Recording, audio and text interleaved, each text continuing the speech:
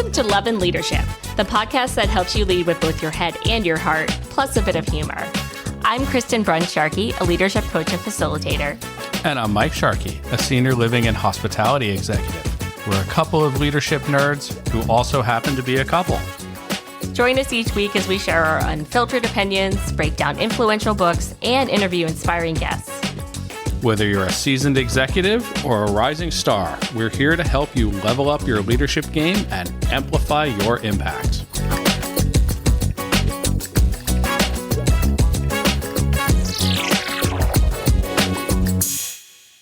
Hello and welcome back to Love and Leadership. I'm Kristen. And I'm Mike. And today we are going to be talking about decision making for leaders. But how did we decide on that? Oh my gosh. That was a terrible joke. Yeah, it was bad. Yeah. I admit. You can do better. I don't know what made me decide to tell that joke. Oh God. Is this not the topic? And do I misunderstand the topic? Okay. Before we actually start talking about decision making, let's talk about our leadership moments and see how many bad jokes Mike will make. I have no bad joke about that. My leadership moment is the AGM from my old hotel texted me 2 days ago to very excitedly, and I'm like, okay, what's going on? And then she sent me a picture of her award, which was she won AGM of the year for her entire company, and there's probably about 100 hotels or so in her company. Aww. So yeah, super proud of her. And I keep trying to steal her and hire her, but she has a lot of loyalty. But it got me thinking, a lot of the people that I've worked with and tried to mentor or coach, they really tend to share their career achievements with me. And they'll text me out of the blue like 3 years later and be like, hey, I'm a manager now. And I think that's super cool. Aww. And we're going to do it next week, but I started reading It's Your Ship again, and I haven't read it in a while, and it really got me to the whole theme of the book is raising up others and supporting others, and success through the core of leadership is helping others succeed and grow. And I love that. I think it's beautiful. So it's kind of getting me back in touch with who I am as a leader, what I do, why I do it. And it's also works the best too as a bonus. So that's my leadership moment. Very cool. Mine is kind of bringing us back to the coaching habit, which I feel like we talked about a lot after we did it. And then we haven't talked about it as much in the last few episodes. So now I'm bringing it back. But I'm always reflecting on it. I've just been amazed by how much I coach on the skill of coaching in my practice and how much of a difference it makes across levels. Like I have an executive I'm coaching who is building up a new office with a tremendous amount of potential client work, but like the thing that's holding them back is scaling and hiring the right people and scaling effectively. And like he is in charge of that whole operation. And even at that level, like coaching makes such an impact because that's what's ultimately going to allow him to scale, right? Is getting people ramped up and coaching them to be able to do things like make decisions, which will lead into today, and all these other things so that he can build up this effective large-scale operation. So I just really enjoy talking about coaching with leaders. I would like some of your coaching on coaching. I am happy to share my worksheet. Worksheets. I love a worksheet. Never mind. No, Wow. I will do your worksheet. I will do the worksheets. Okay. All right. I'm still trying to get better as a coach. It has been better. I have really tried to, it's not like just a habit yet. I haven't developed automaticity with my coaching habit, but I'm working on it. Nice. Yeah, I love it. Cool. So with that, as I said, coaching is one of the things that helps people with making decisions. So let's talk about decision making. See, segue. Segue. Okay. Yep. Segue. The art of segues. So why is decision making so important for leaders? I definitely have my own thoughts and research on this, but what do you think, Mike? Well, I mean, this is a whole like PhD course, right? It really is. But ultimately, one of the top qualities of a leader is the ability to decide, make decisions sometimes with incomplete information, oftentimes in chaos, and to do it in a way that is both confident and will lead to a positive outcome, or at least some outcome that you want. And that's very hard. And decision fatigue is very real too. And, as a leader, I'm always sometimes looking for an adult who knows everything and can tell me like what to decide. And you don't have that. And I see that as a really difference between like some of the junior leaders. They don't want to decide, or they haven't practiced just making a call.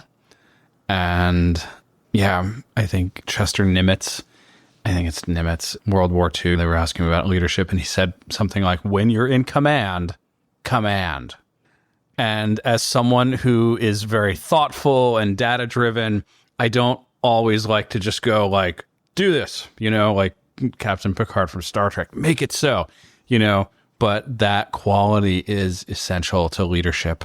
And everyone's going to eventually really look to you to make the final call. And you have to believe in yourself, and that's not easy. Yeah, it's very hard. And you mentioned decision fatigue. I think part of the reason why it's so hard is there's research by, I'm going to butcher their names, Sahakian and Labuzeta. That sounds pretty good. I mean, who knows how accurate it is? But they've done studies on how many decisions an adult makes. And in the average day, an adult makes about 35,000 decisions in one day, which is crazy. Which is why automaticity is so important. Yes, your favorite. I mean, I do like that word. It is so good. But it is. You don't decide to brush your teeth. It just happens. Yeah. And if you don't develop those like unconscious skills, it's exhausting. Yeah, for sure.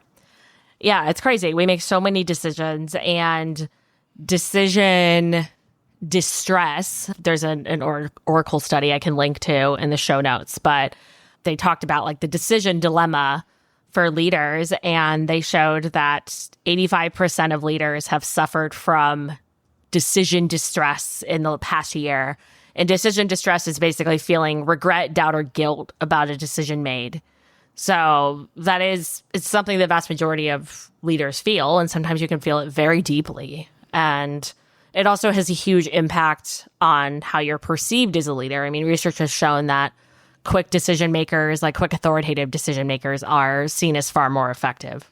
Well, that's what I was kind of talking about. Like, that's a part of an archetype, right, of leaders, but it's absolutely essential. You must be able to make a decision.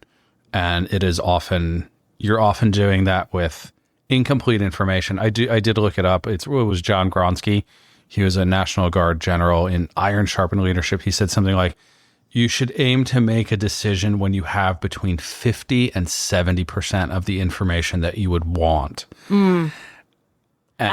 Interesting. Yeah, because if you're waiting for the 100%, and he's a military commander, so maybe business is a little, but it's not. Like, being first to the battlefield is sometimes the more important than having the best plan. Not always, but sometimes.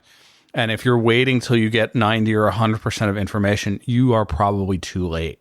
You have exited the area or the time of most efficacious action. Yeah, I'd be interested in looking into like workplace studies on I know they're out there. Sure. I actually did a class on decision making for leaders as part of my master's program, which was very interesting. I remember a few episodes ago, you said having 3 options. It's something, I don't remember what the statistic was, but it was, you were startlingly more likely to be successful if you had 3 rather than 2 things to choose between. And that was from the Coaching Habit. That's from the Coaching Habit. Okay. Yeah. Yep. I love that. It's I don't think he did the research. I'm sure he. No, he didn't do the research, but that's where we talked about it from. And Brian, you have to be comfortable with like, you're going to make mistakes too. Yes. Because you're operating at 50% of information or 70% of information, you're going to make mistakes. And everybody's going to look at you like, oh, you made a mistake. Yep. Don't always make the right call. And how you like circle back and be like, hey, I made the wrong call here. Yeah. And there's a lot of things that make decision making hard. I mean, we've talked about a couple of them, but things like lack of process is a big one. And we will talk about a process you can use in this episode. Cognitive bias, we're also going to talk about, but also things like data overwhelm, perfectionism, conflict avoidance, stress, burnout, and among many other things. Like these can all go into making decision. Well, they stop you from making decisions, or they cognitively distort your view of what the decision should be. Yes. You know? Well, let's talk about cognitive bias because that's the perfect lead in to that. So we've talked about, I forget which episode we mentioned this on, but I think we've talked about this a little bit, but the Daniel Kahneman's System 1 versus System 2 thinking. This is from his book, Thinking Fast and Slow. But we have these two systems of thinking. So System 1 is like our base automated level of thinking. It like is continuously scanning our environment. It's operating automatically and involuntarily. So this is if you've ever driven home and then you don't remember getting there, that's your System 1 at play. And then System 2 is like our slow thinking. Like System 1 is a fast automatic. System 2 is our slow thinking. And that's only called upon when it's necessary to reason, compute, analyze, and solve problems. And it's much more reliable than System 1 because we're actually engaging like our conscious thought and we're doing the analysis and calculating and solving problems, right? But it requires that conscious effort, time, and concentration. So we cannot think at that level all the time. Yeah, it's effortful. So here's something interesting. When I read the book, I thought my impression were these were two very different like mental processes. There's literally like two different supercomputers in your brain.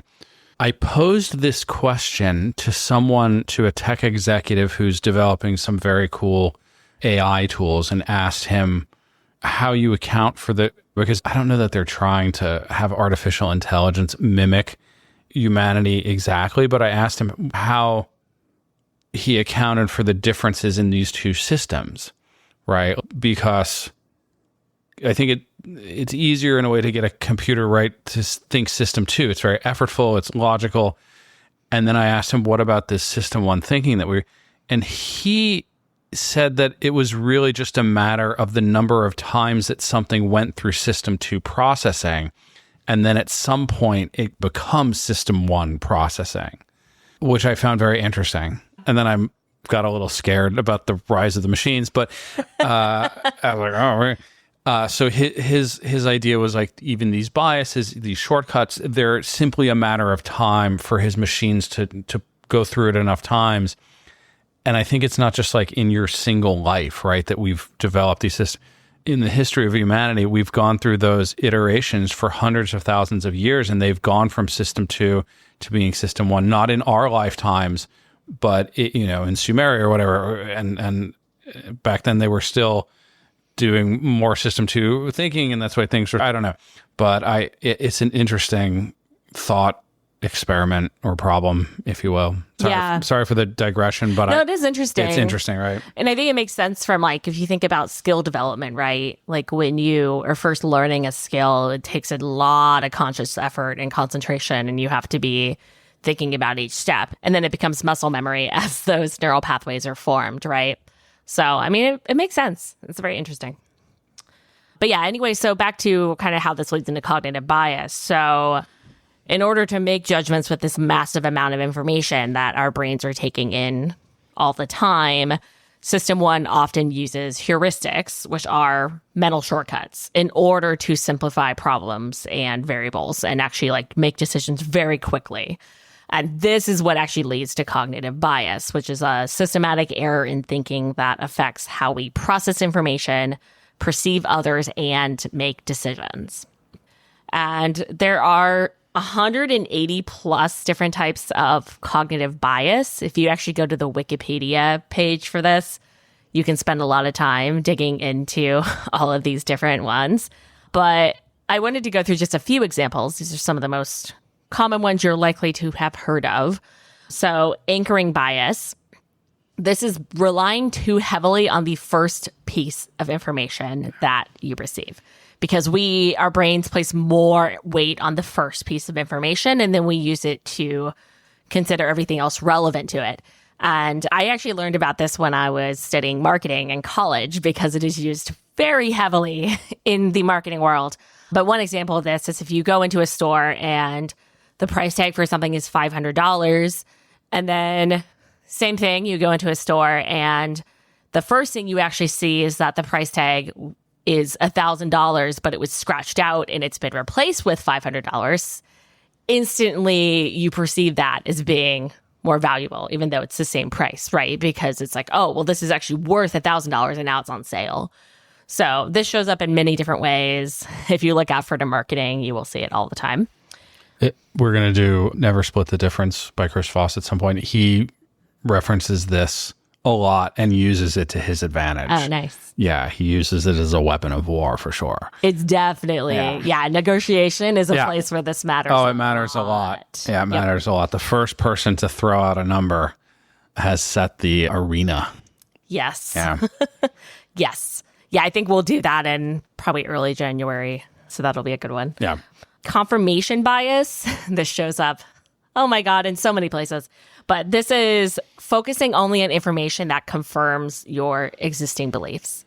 So if you think of this as like a Venn diagram, so you have in one of the circles is like objective facts and information, and then the other circle is everything that like you believe. What you're going to notice is the intersection of those, right? You're going to see the portion of the objective facts that supports your beliefs, like where that overlap is. And our brains are just designed to do this, right?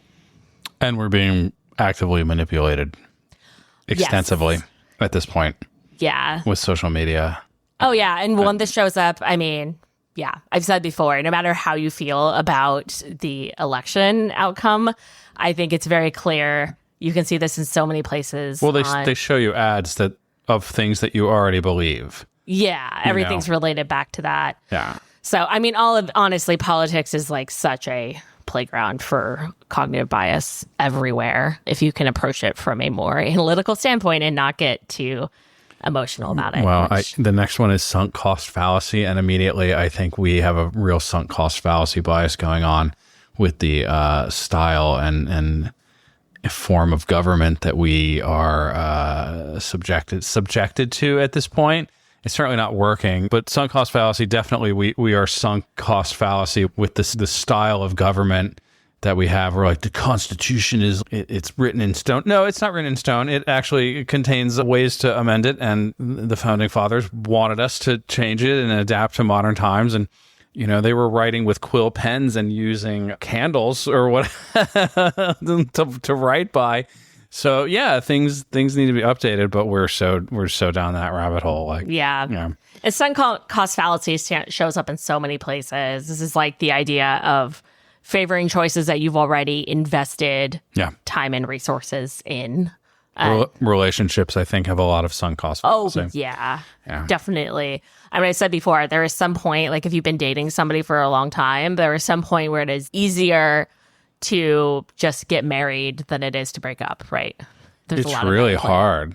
Yeah, definitely. Yeah. It shows up in business in many ways, investments, poor investments. You see this all over. Gambling is like an entire paradigm of sunk cost fallacy. Yep, absolutely. No. So these are really interesting. I'm Googling Wikipedia right now. Oh, nice. Yeah, I would love to. Actually, at some point, it'd be good to do an episode on cognitive biases. We should get an expert on cognitive bias on here. Yeah, that would be interesting. I mean, I love this stuff. I nerd out on it so hard. It's fascinating. Well, okay, so let's talk about, for a second, these cognitive biases are perceived a little bit negatively, and I don't think they necessarily are. They're evolutionary adaptations. Mm-hmm. Right. So they serve a purpose. And just because something has a bias doesn't mean it's wrong. Like going back to, Jocko, like he has a bias for action. Right. But a leader should have a bias for action. Not all the time. And you should be aware of your bias for action.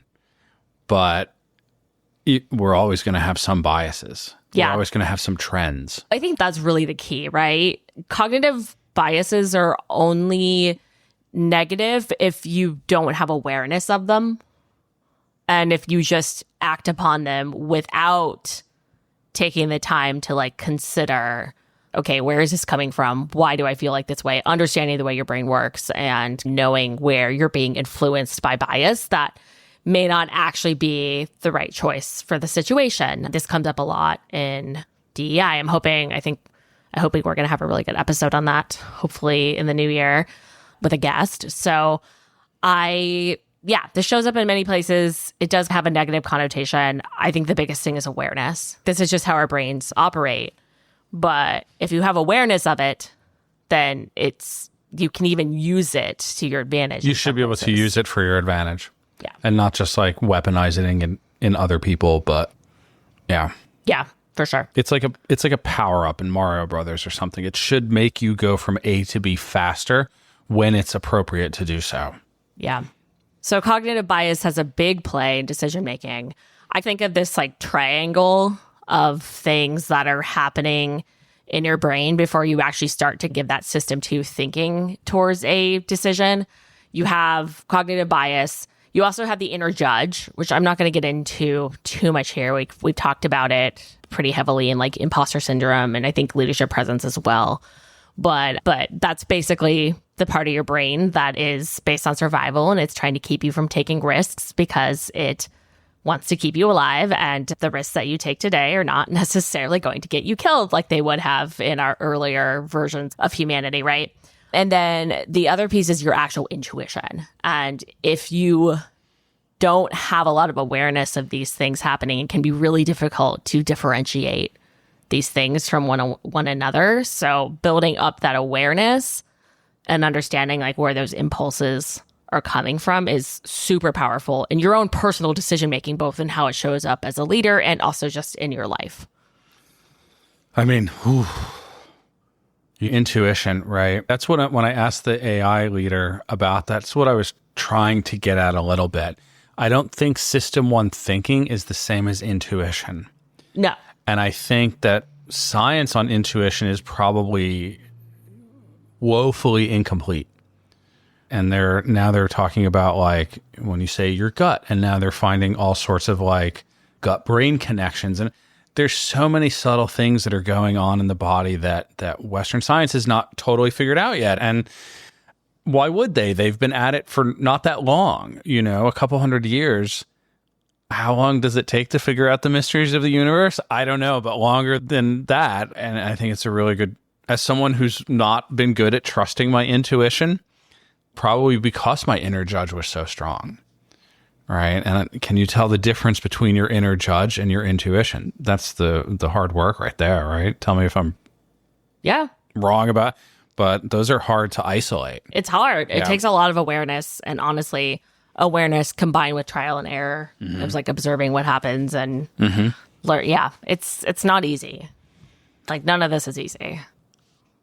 I learned by not listening to my intuition and then encountering something. I felt something, didn't listen, and then something negative happened. And I was like, okay, that was actually my intuition. So like, I remember one time I was driving and I had the intuition to get off it was like a kind of small highway. And I was like, I should get off here. I was like, no, I'm gonna just go my normal route. It's easier. I don't want to pay the toll in Houston. And literally 10 seconds later, I got pulled over. And I was like, okay, how did I know that? I don't know, but like, okay, I should have listened and I wouldn't have got the whatever $200 speeding ticket. I don't speed. Don't speed. Oh, no, never. No, never. Drive safely. Under the speed limit. Yes. Yeah. I think if you just for quick decisions, like the decisions you're making as you go throughout the day, or think just decisions that need to happen really quickly, I think just by tuning your awareness of those three areas, your intuition, your cognitive bias, and your inner judge, you can make much more effective decisions by just doing that over time. But for more complex decision making, I think the other thing that is really important is to use a process, because research shows that leaders who follow a systematic process when it comes to making complex decisions are more satisfied with the outcomes of their decisions. So I'm going to spend a good chunk of the rest of this episode kind of talking through the decision-making process that I used, this is actually pulling in some elements from improv and mindfulness as well, because it comes from my own like body of work. So yes, so this process, I call it the briefed decision-making framework because the 7 steps spell out briefed, as with many frameworks that I love a framework, as we've talked about. But if you are like me, a visual person, I have a PDF that is just like a 1-page PDF you can print even, where you can see this laid out. If you want to look at that, the link is in the show notes. You can also just go to lopod.link/decision to download it if you want to follow along. So the steps are blueprint, research, ideation, evaluation, finalization, execution, and debrief. So starting off with blueprint, this is where you're establishing a clear foundation and direction for the decision-making process. There's 2 really important parts of this. There's first of all, figuring out like what decision are you actually making? What are the real challenges that you're solving? Because often this is not actually what you think it is at the beginning of the process. And when you actually start exploring the decision, you realize that it's different. The problem you're solving is different from what you initially thought. So taking the time to really identify what is the decision we're making and defining the objectives and goals for the decision-making process. I think especially if this is a decision you're making on your own, because really this process can be used for decisions you're making individually. It can be also used for team decisions. But if you're making on your own, especially like using awareness tools from improv and mindfulness to help you really examine like what are you trying to accomplish with this decision. The second one is research. So gathering necessary information and insights to inform the decision. And this is an area for really using like active listening techniques to understand different stakeholder perspectives. If you're working with a team, like assigning different roles for collecting that research to different people as part of this. And then once you've done the research, the next step is ideation. And this is where we really get into what we were talking about, the insight. And I can't remember who did the research off the top of my head, but it was covered in the coaching habit, where if you generate more than 2 solutions, your outcome is going to be much better for decisions. Yeah, that's amazing that it only takes 1 extra idea to, can we get an independent party or third party, like something? Sorry to go politics, but like, No, it's November 2024. Well, I think I don't know enough about like Chinese cosmology and the I Ching, but it breaks the yin yang, the duality, the right, wrong, us, them, yes, no. 3 things become the myriad. Yeah. Right. So you're just introducing a third thing in there. It's like you probably open up a channel of thought in it. Even our neuron, right? Positive, negative charged particles, electricity is so breaking out of that level. It's so fascinating. In fact, another cognitive bias or distortion, right? It's we tend to right, wrong, like black and white thinking. We tend to think of things in terms of duality versus reality. There is often a third solution that is better. So yeah, the ideation process is really important. This is like generative or divergent thinking, where you're actually like coming up with new ideas, versus convergent thinking or analytical thinking, where you're narrowing them down. Both of those are really important parts of the decision-making process. I always recommend doing sessions, like I actually often call them spark sessions instead of brainstorming sessions, because I think brainstorming has a lot of connotations, and we've all been a part of really bad brainstorming sessions, to be honest. But that's basically generating ideas and using like yes and improv roles. So where there's no critiquing of ideas during this session. That's a separate process. So like you're agreeing and adding your own contribution, basically, is really effective for this generation of ideas. And I guess you can do this. It made me realize when you said this is something you can do as a group. Yes. Yeah. No, absolutely. This process, you can do a version of this yourself, but it's very much designed to be done as a group, because all of this stuff works really well as a group. So, And then step 4 is evaluation. So you're critically assessing the viability, the potential impact of each of those potential solutions. Part of this, that's really important, is actually developing clear objective criteria. So like, what is going to make an effective decision? And actually thinking through that. We often skip that part.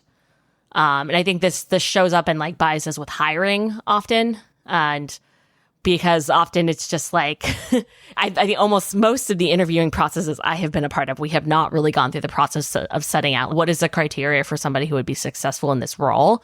And bias is way more likely to come into play when you don't have that established. But it applies for a lot of other decisions as well. And then doing like different exercises, like perspective taking exercises, role playing, like scenario planning, to really kind of look at, okay, for each of these potential solutions, like what is the potential outcome so that you understand that. You made me realize there's a book I want to do.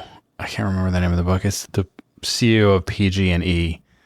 And it's about winning or success or like strategy. And one of the first things, their thing is like that. It's like, where will we play? How will we win? What does success look like? Was this written before all of the wildfire stuff? Well, like, no. Procter & Gamble. I'm sorry, PG. Oh. Procter & Gamble. Sorry. P&G. Okay, I'm an idiot. No, you're not. You're very smart. Wow. But it's an actually really interesting book because it takes strategy down to the process that you're, like an iterative strategic process. And the evaluation, finalization, and execution, it really made me think of that. And they're like, before they do anything, they go through this step-by-step strategic process. And they're like 5 questions. It's like, where will we play? How will we win? So are we playing in the luxury market? Are we playing in the discount market? Are we playing in the consumer goods? What arena are we playing in? And how are we going to win there? What does success look like? And it's pretty interesting. But anyway, sorry, please go on. So the next step 5, is finalization. So this is once you've really evaluated each of the options, choosing the final solution. So actually weighing all of that criteria that you identified previously and choosing in potential outcomes and choosing the best solution, and then creating a detailed plan for the implementation of it. So this is where you really get into action plans, looking at like timelines, communications, resources, etc. Everything you need to determine for that. And then step 6, execution. This is where you actually implement the solution and monitor it. So you put the action plan into place. And then you're also part of this that's really important. It's regularly monitoring progress against the established milestones and objectives that you figured out at the first step of this. And then finally, the last step is debrief. So this is something I find is often skipped in decision making, but it's also... Well, we're so busy. Yeah. We're so busy. Like, it's so hard to start a process like this. Once you put it in place and it's like a checklist, you'll do it. But if you're just kind of freewheeling it, it's hard to like hit every box, tick every, Yeah, for sure. Yeah. So if you're putting a process in place for decision making, do not skip the last step, which is where you're actually going to look at the decision and evaluate the effectiveness of it, and also the effectiveness of the process. Maybe for your particular company or team, you want to change some specifics about this process, right? So holding a formal, particularly if it's a more complex decision where we're going to be doing this full process for, like holding a formal session to analyze the outcomes, gather feedback, evaluate the success, and then especially identify what the lessons learned from it were and figure out how to apply those so that you can improve future decision-making processes. Like, do not skip that part, because that is just going to make you really influence your future decisions, not just this one. We'll talk about that next week in It's Your Ship. He stole that from the Army. They always do an after-action report. And he's like, sometimes the Army even has a good idea. It's rare. So, yeah. Nice. But yeah, and I don't do that. I mean, it just got some... It's hard. You have to have a process for it. Otherwise, it will not happen. For sure. Yeah, the last thing I wanted to share as part of this episode is there's an article in the MIT Sloan Review, which, by the way, I mentioned the Harvard Business Review a lot. It is probably my number one resource for like leadership articles and research and so forth. But very close is the MIT Sloan Review, which I hear a lot less of. So if you're looking for more resources for research on leadership and various other business topics, highly recommend. It's all based on research from MIT, obviously. And there's an article that was published there that I really liked for like, how do you as a leader empower your team to make the decisions that they can make and know when to involve you and when not to involve you. And this is a really cool framework that she includes in this article. The article is called Effective Leaders Decide About Decision Making by Nancy Duarte. This will also be in the show notes. But there's basically a matrix. There's two different parts of it. There's urgency, so like determining the urgency of the decision and then determining the stakes of the decision. And so for something that is high stakes and high urgency, that would be like escalate immediately. So these are like the high risk, high reward areas that need immediate action, right? And then high stakes, low urgency would be proposed for approval. So that's where your direct report can bring a proposal to you. But this is stuff that doesn't have high urgency, but it's probably things that are different from what you agreed upon as a strategy or budget, and you need to revisit it. And then things that are low stakes, high urgency. So these are maybe issues that a leader might just want to watch unfold without necessarily needing to be directly involved in it, or things that like could turn into higher stakes issues. These are like inform on progress. So the direct report is periodically updating the leader on movement on it. And then finally, low stakes, low urgency is decide without me. And these are things that she says, like for somebody who is leading a team or department who reports into you, the majority of the things on their list should fall into this category. This is the Eisenhower matrix. It is, yeah. It is like a version of it, but this is the grid that I have. It's a prioritization matrix. And one of the boxes that it's low value and low effort or something like that, it's delay, ignore, or delegate that a task can wind up in. I think it's a little bit different, though, because the Eisenhower matrix is deciding what actions you are or are not doing. There are plenty of things that are low stakes and low urgency that are still important, particularly from like the perspective of a leader, right? So this is stuff that like fits within somebody's leading a team, like letting them really own the hiring of it, like the small issues that come up and just the various decisions that need to be made on a day-to-day basis for their team and department. That doesn't mean those don't need to get done. But for you as the leader, you want your team member to be able to be empowered to make decisions on it without having to involve you unless it becomes higher stakes or higher urgency. I love this list. I'm going to really think about this. Yeah, it's great, forward. Right? Yeah, it's great. And she recommends actually going through this in specific activities that fall into those with your team and then having them do it for their teams too. It's a really awesome tool. So I recommend checking out that article if you want to do more of this kind of stuff. Otherwise, that is everything I have for this. Anything else you want to comment on for decision making? I've decided not to add any. No. Oh my God. I mean, sure. It's kind of startling when you break everything down and you're like, you make 35,000 decisions a day. And I think as a leader, the delegation as much as possible is it the most important skill you can have. I think maybe it's a bias, but like we were talking about the what got you here. One of the things that I've suffered from is absolutely wanting to add value to everything and feeling like as the person in charge, when people come to me, I have to have all the answers because that's my job and they will look down on me if I don't. But you will experience such decision fatigue that you will cry in your Cheerios And also, you will not train your people to make their own decisions. At some point, I started to remember my first job in hotels at the Box House Hotel in Brooklyn. It's a super cute little boutique. Go check it out. It's under the Pulaski Bridge. And I was new to hotels, but I wasn't new to working. And, at 5 o'clock, everybody in the office, the owner and everybody went home. And they're like, here's the hotel. Good luck. And you know what? Me and my counterpart, who was amazing, we figured it out. And once in a while, we had to call somebody, and maybe they answered, maybe they didn't. And somehow we not only survived, but thrived. And we looked for solutions. We relied on our own cognitive resources. We've found way. And if you ignore that development for your team or for yourself, you're not on the path. You're not on the path forward. So it's okay not to decide too. And say, like, this is actually in your area. I'm going to let you make that decision. And, we go back to Kino. He used to say, the only time I have to be involved is if it involves safety, security, or severe financial loss.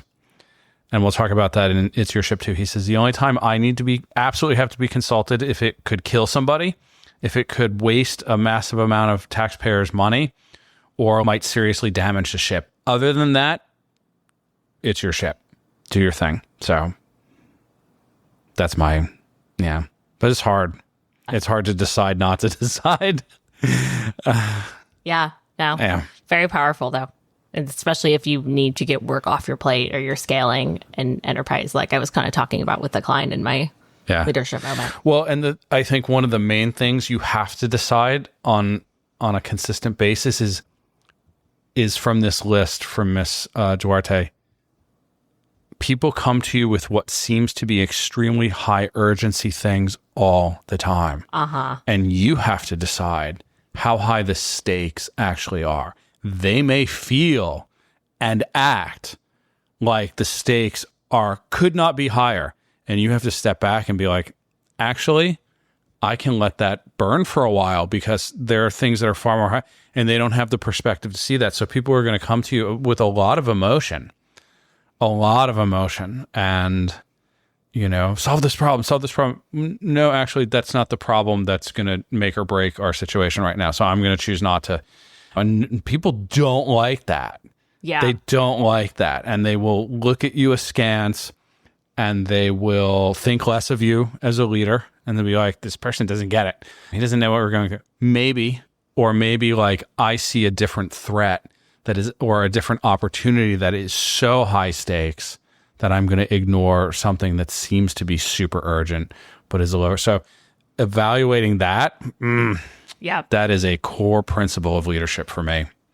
And it's hard. And that's why the farther you go up the chain of command, when you're the CEO, you have a dishwasher calling in sick might sound like a serious meltdown because you're going to have a really bad dinner at your restaurant. But the CEO knows that's not actually a driver of the business. So he's not taking your call to figure that out. You'll figure it out, or you won't, and it'll be bad. But it's not making or breaking like, TGI Fridays, right? Yeah. Well, and that's why it's so important if you want to implement that matrix of, like what decisions to pull you in and what not to. It's super important to actually go through the actions that from the past and as they come up and talk about what fits into what box and why. Like, what is the actual urgency? What is the actual stakes of it? Rather than if you just show them the matrix, it's probably not going to be that helpful for you. You have to go through the actual process of identifying the activities that fit into each. So I love this. I want to do more of this. We should get some people who have actually done like a lot of decision-making research. Yeah. So with that, we are going to bring this episode to a close. As I mentioned, if you want to just get the PDF of the briefed decision-making framework that I walked through, you can get the link in the show notes, or you can just go directly to llpod.link/decision. And otherwise, thank you guys so much for listening. Thank you. I love this episode. Thank you for joining us. Thank you, Kristen. You did your research on this. It's impressive. Oh, thanks, babe. Yeah, and I appreciate you doing all the legwork of putting this together, and I'm just sharing my experience. So thank you for everything. Of course. I love you. I love you. Oh, You you're too. amazing. Oh, you're amazing too. This is very smushy. Smushy. Okay. Where was the cat? We had no cat appearances. Oh, yeah. Cats. Well, she's boycotting. All right. Thank you, everyone. Bye, everyone. Bye, everyone. The Love and Leadership podcast is produced and co-hosted by me, Kristen Sharkey, and co-hosted by Mike Sharkey. Please rate and review us on Apple Podcasts, Spotify, or wherever else you get your podcasts. We can't stress enough just how much these reviews help. You can follow us on LinkedIn under Kristen Sharkey and Michael Sharkey, and on Instagram as Love Leader Pod. You can also find more information on our website, loveandleadershippod.com. Thank you so much for listening, and we'll see you again next week.